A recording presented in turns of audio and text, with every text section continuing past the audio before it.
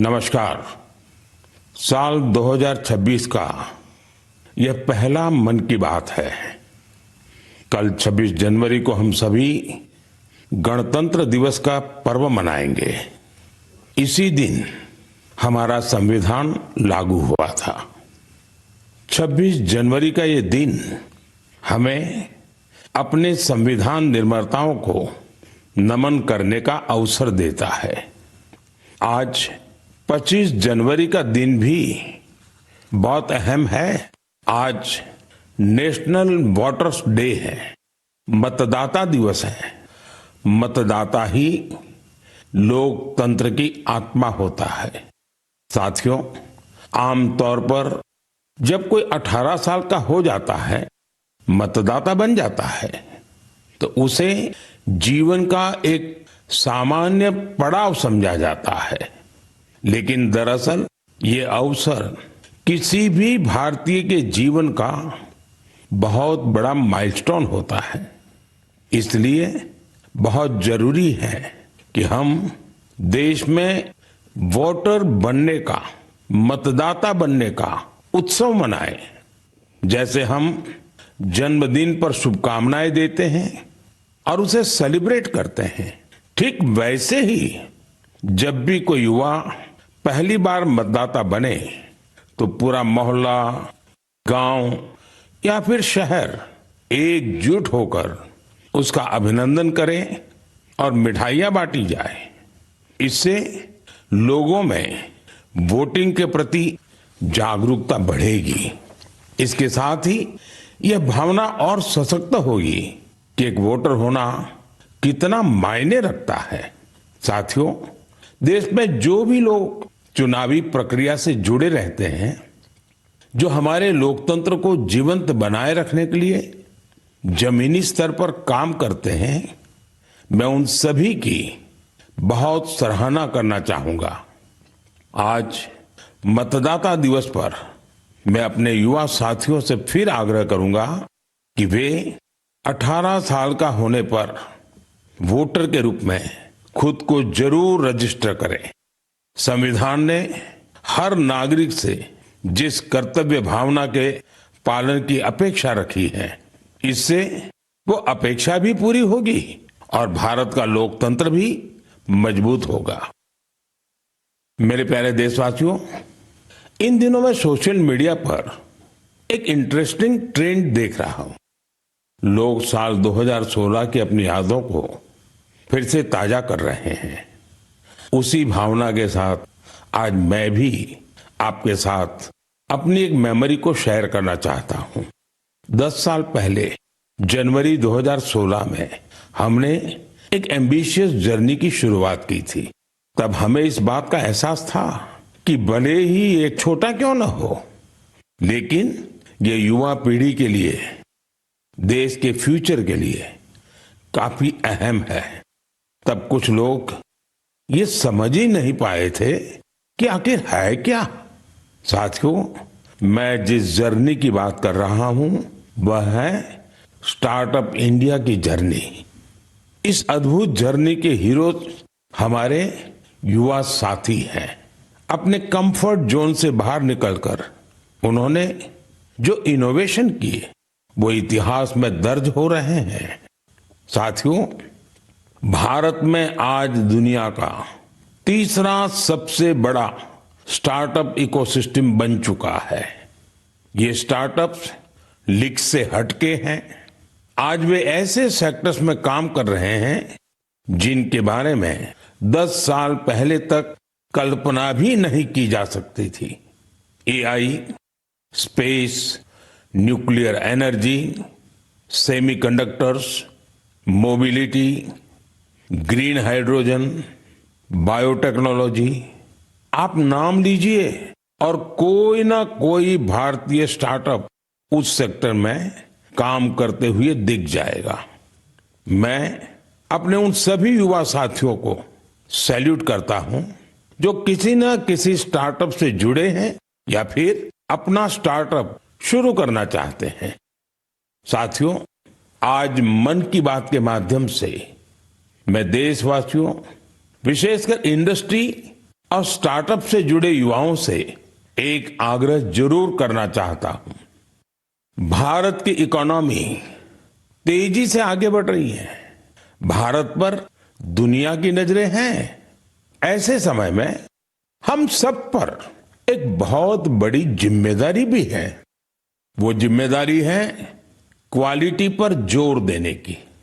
होती है, चलती है, चल जाएगा, ये युग चला गया। आइए इस वर्ष हम पूरी ताकत से क्वालिटी को प्राथमिकता दें। हम सबका एक ही मंत्र हो, क्वालिटी, क्वालिटी और सिर्फ क्वालिटी।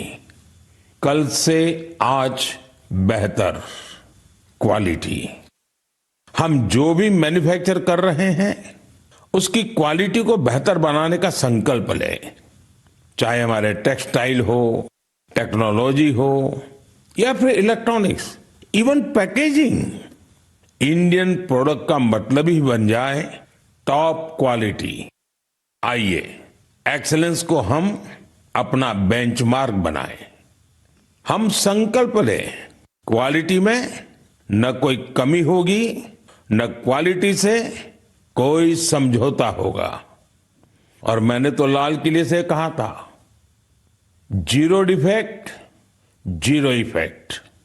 ऐसा करके ही हम विकसित भारत की यात्रा को तेजी से आगे ले जा पाएंगे। मेरे प्यारे देशवासियों, हमारे देश के लोग बहुत इनोवेटिव है।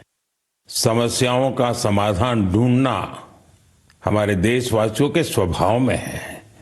कुछ लोग ये काम स्टार्टअप्स के जरिए करते हैं, तो कुछ लोग समाज की सामूहिक शक्ति से रास्ता निकालने का प्रयास करते हैं। ऐसा ही एक प्रयास उत्तर प्रदेश के आजमगढ़ में सामने आया है। यहां से होकर गुजरने वाली तमसा नदी को लोगों ने नया जीवन दिया है। तमसा केवल एक नदी नहीं, बल्कि हमारी सांस्कृतिक और आध्यात्मिक विरासत की सजीव धारा है। अयोध्या से निकलकर गंगा में समाहित होने वाली यह नदी कभी इस क्षेत्र के लोगों के जनजीवन की धुरी हुआ करती थी, लेकिन प्रदूषण की वजह से इसकी अविरल धारा में रुकावट आने लगी थी। गाद, कूड़ा कचरा और गंदगी ने इस नदी के प्रवाह को रोक दिया था। इसके बाद यहाँ के लोगों ने इसे एक नया जीवन देने का अभियान शुरू किया। नदी की सफाई की गई और उसके किनारों पर छायादार, फलदार पेड़ लगाए गए। स्थानीय लोग कर्तव्य भावना से इस काम में जुटे और सबके प्रयास से नदी का पुनरुद्धार हो गया। साथियों, जन भागीदारी का ऐसा ही प्रयास आंध्र प्रदेश के अनंतपुर में भी देखने को मिला है। यह वह क्षेत्र है जो सूखे की गंभीर समस्या से जूझता रहा है। यहाँ की मिट्टी लाल और बलुई है। यही वजह है कि लोगों को पानी की कमी का सामना करना पड़ता है। यहाँ के कई क्षेत्रों में लंबे समय तक बारिश नहीं होती है। कई बार तो लोग अनंतपुर की तुलना रेगिस्तान में सूखे की स्थिति से भी कर देते हैं। साथियों, इस समस्या के समाधान के लिए स्थानीय लोगों ने जलाशयों को साफ करने का संकल्प लिया। फिर प्रशासन के सहयोग से यहाँ अनंत नीरू संरक्षणम प्रोजेक्ट, इसकी शुरुआत हुई। इस प्रयास के तहत 10 से अधिक जलाशयों को जीवनदान मिला है। उन जलाशयों में अब पानी भरने लगा है। इसके साथ ही 7,000 से अधिक पेड़ भी लगाए गए हैं। यानी अनंतपुर में जल संरक्षण के साथ साथ ग्रीन कवर भी बढ़ा है। यहाँ बच्चे अब तैराकी का आनंद भी ले सकते हैं। एक प्रकार से कहें तो यहाँ का पूरा इकोसिस्टम फिर से निखर उठा है।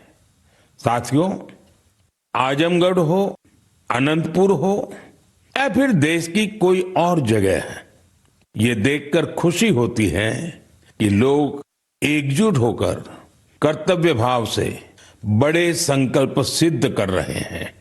जन भागीदारी और सामूहिकता की यही भावना हमारे देश की सबसे बड़ी ताकत है। मेरे प्यारे देशवासियों, हमारे देश में भजन और कीर्तन सदियों से हमारी संस्कृति की आत्मा रहे हैं। हमने मंदिरों में भजन सुने हैं, कथा सुनते वक्त सुने हैं और हर दौर ने भक्ति को अपने समय के हिसाब से जिया है। आज की पीढ़ी भी कुछ नए कमाल कर रही है। आज के युवाओं ने भक्ति को अपने अनुभव और अपनी जीवन शैली में ढाल दिया है। इसी सोच से एक नया सांस्कृतिक चलन उभर कर सामने आया है। आपने सोशल मीडिया पर ऐसे वीडियो जरूर देखे होंगे। देश के अलग अलग शहरों में बड़ी संख्या में युवा इकट्ठा हो रहे हैं। मंच सजा होता है, रोशनी होती है, संगीत होता है, पूरा तामझाम होता है और माहौल किसी कॉन्सर्ट से जरा भी कम नहीं होता है। ऐसा ही लग रहा है कि जैसे कोई बहुत बड़ा कॉन्सर्ट हो रहा है। लेकिन वहां जो गाया जा रहा होता है वो पूरी तन्मयता के साथ, पूरी लगन के साथ, पूरे लय के साथ, भजन की गूंज। इस चलन को आज भजन क्लबिंग कहा जा रहा है और यह खास तौर पर जैन जी के बीच तेजी से लोकप्रिय हो रहा है। यह देखकर अच्छा लगता है कि इन आयोजनों में भजन की गरिमा और सुचिता का पूरा ध्यान रखा जाता है। भक्ति को हल्केपन में नहीं लिया जाता।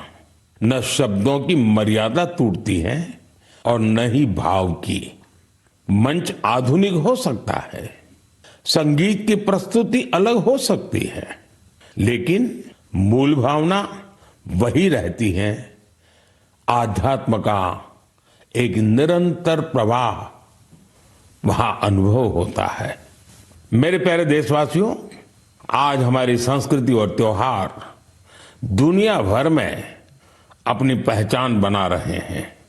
दुनिया के हर कोने में भारत के त्योहार बड़े उत्साह और उल्लास के साथ मनाए जाते हैं। हर तरह की कल्चरल वाइब्रेंसी को बनाए रखने में हमारे भारतवंशी भाई बहनों का अहम योगदान है। वो जहां भी हैं वहां अपनी संस्कृति की मूल भावना को संरक्षित कर और उसे आगे बढ़ा रहे हैं। इसको लेकर मलेशिया में भी हमारा भारतीय समुदाय बहुत सराहनीय कार्य कर रहा है।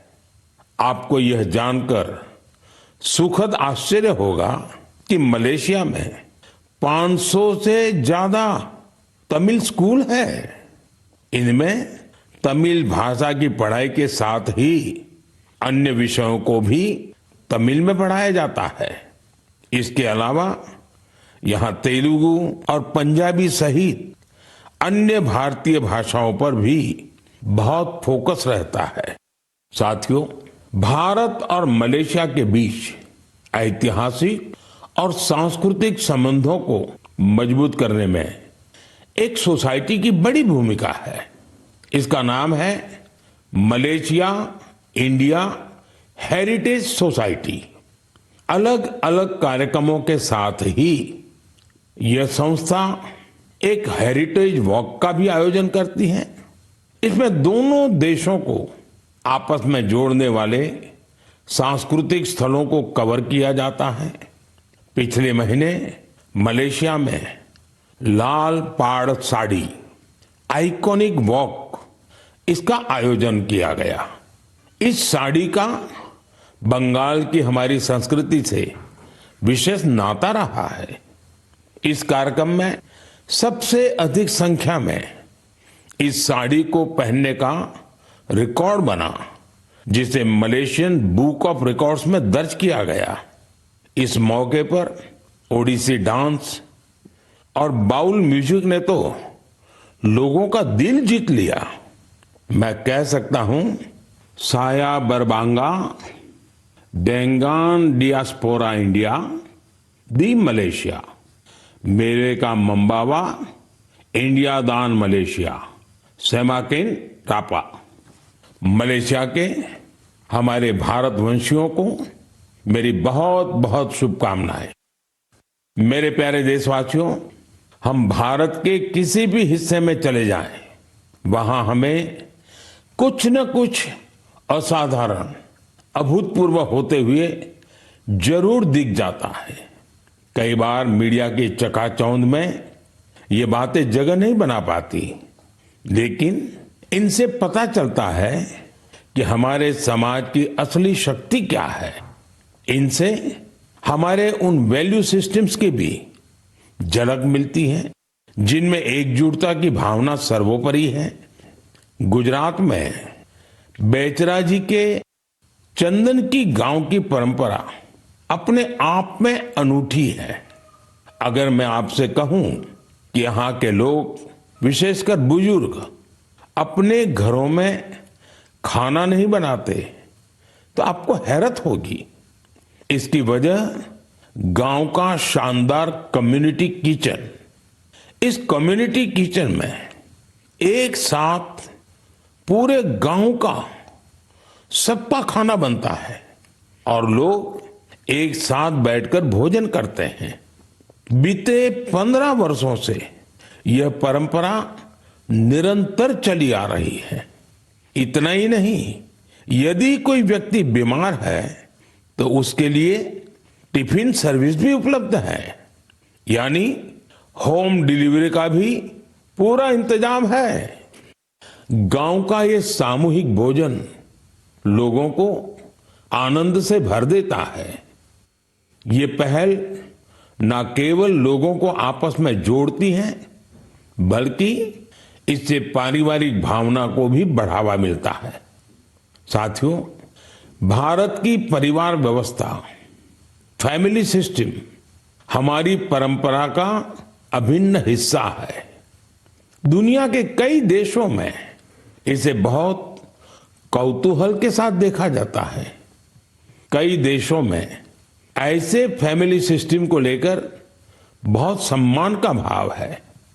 कुछ ही दिन पहले ही मेरे ब्रदर यूएई के राष्ट्रपति महामहिम शेख मोहम्मद बिन जायद अल नाहयान भारत आए थे। उन्होंने मुझे बताया कि यूएई साल 2026 को ईयर ऑफ फैमिली के रूप में मना रहा है। मकसद ये कि वहां के लोगों के बीच सौहार्द और सामुदायिक भावना और मजबूत हो। वाकई यह बहुत ही सराहनीय पहल है। साथियों, जब परिवार और समाज की ताकत मिलती है तो हम बड़ी से बड़ी चुनौतियों को परास्त कर सकते हैं। मुझे अनंतनाग के शेखगुंड गांव के बारे में जानकारी मिली है।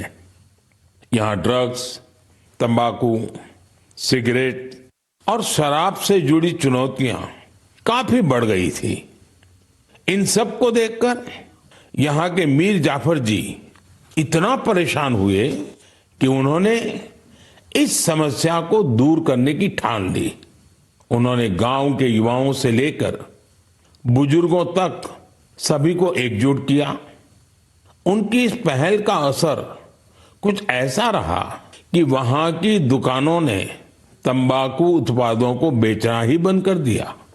इस प्रयास से ड्रग्स के खतरों को लेकर भी लोगों में जागरूकता बढ़ी है। साथियों, हमारे देश में ऐसी अनेक संस्थाएं भी हैं जो वर्षों से निस्वार्थ भाव से समाज सेवा में जुटी हैं।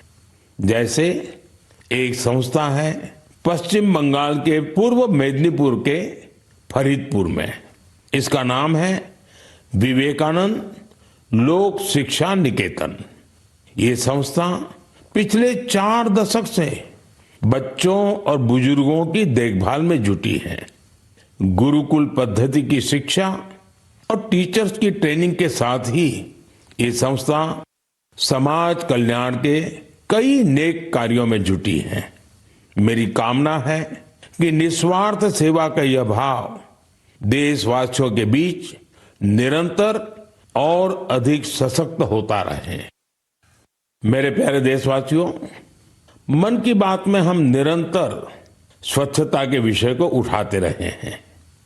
मुझे ये देखकर गर्व होता है हमारे युवा अपने आसपास की स्वच्छता को लेकर बहुत सजग है।